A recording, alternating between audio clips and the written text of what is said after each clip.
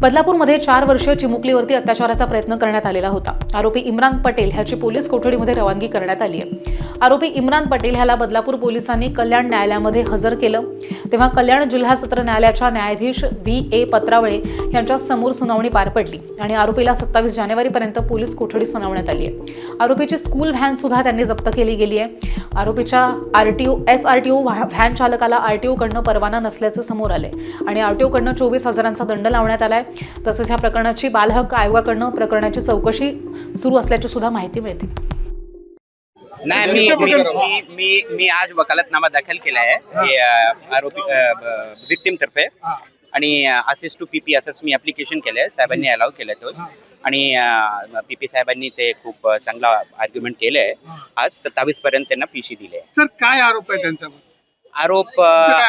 आरोप म्हणजे असं FIRचे जे पॉस्कोचा कायदा लावलाय आणि BNS मध्ये जे नवीन कायदा आहे ना तोच लावलाय। त्याच्यामध्ये आता मॅटर अंडर इन्व्हेस्टिगेशन आहे। इन्व्हेस्टिगेशन असे नंतर काय ते होतं मी तुम्हाला नक्की थोडक्यात काय प्रकार घडला होता? प्रकारच म्हणजे की आता मॅटर तुम्हाला हे माहिती आहे की सर्वांना की अंडर इन्व्हेस्टिगेशन आहे आणि हे कायदा जास्त लहान मुलीच्या संबंधित आहे आणि ते पॉस्कोचं मॅटर आहे ते मी आता सांगू शकत नाही पूर्ण तुम्हाला जेव्हापर्यंत ते इन्व्हेस्टिगेशन होईल ना।